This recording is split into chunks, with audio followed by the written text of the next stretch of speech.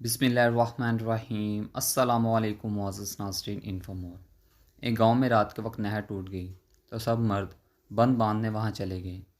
पीछे से इस गांव में डाकू दाखिल हो गए और वहां की तमाम औरतों की इज्जत लूट ली। मगर एक खातून ऐसी थी, जब इसके घर में डाकू दाखिल हुआ तो उसने इस डाकू को कत्ल कर दिया और सर काट दिया। वारदात के बाद जब तमाम डाकू इस गांव से चले गए तो तमाम औरतें अपने फटे हुए कपड़ों समेत घरों से निकल आईं। रोते हुए एक दूसरे को रवादात बयान करने लगी।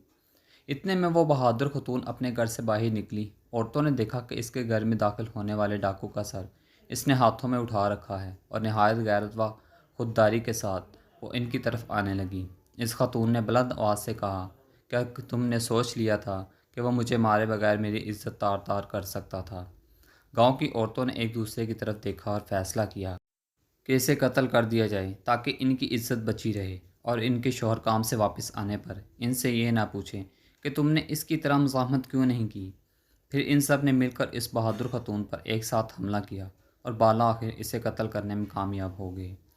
उन्होंने ज़िल्लत को ज़िंदा रखने के लिए इज़्ज़त का कत्ल कर दिया। यही हाल आज हमारे मुआशरे के चोर, हरामखोर, झूठे और करप्ट लोगों का है। वो हर इज़्ज़तदार खुददार शख्स को मारते हैं, गरीब और सफ़ेद पेश को हकीर जानते हैं और इस्तेसाल करते हैं ताकि वो इनकी करप्शन, झूठ, चोरी और हरामखोरी के ख़िलाफ़ बात ना कर सकें।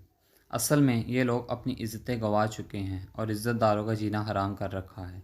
एक मुआशरती अलमिया और तल्ख़ हकीकत जिससे हमेशा चश्म पोशी ही की गई है। एक शख्स ने अपनी मस्जिद के पेश इमाम से कहा, मौलाना मैं कल से मस्जिद नहीं आऊँगा। पेश इमाम साहब ने पूछा, क्या मैं सबब जान सकता हूँ? उसने जवाब दिया, हाँ क्यों नहीं।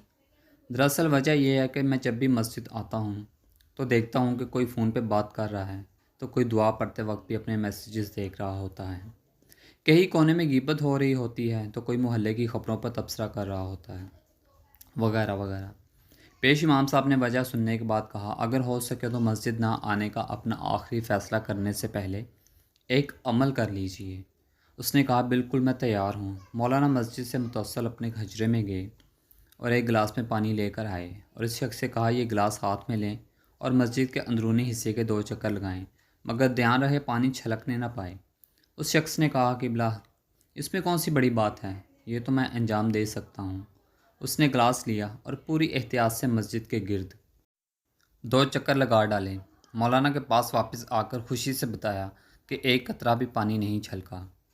पेश इमाम साहब ने कहा, ये बताइए जिस वक्त आप मस्जिद का चक्कर लगा रहे थे इस दौरान मस्जिद में कितने लोग फ़ोन पर बातें या गिबत या महल्ले की खबरों पर तबसरा कर रहे थे? उसने कहा, मेरा सारा ध्यान इस पर था कि पानी छलकने ना पाए, मैंने लोगों पर तवज्जो ही नहीं दी। पेश इमाम साहब ने कहा, जब आप मस्जिद आते हैं तो अपना सारा ध्यान खुदा की सिमत रखें। जब आप खालिस खुदा के लिए मस्जिद में आएंगे तो आपकी खबर ही ना होगी कि कौन क्या कर रहा है।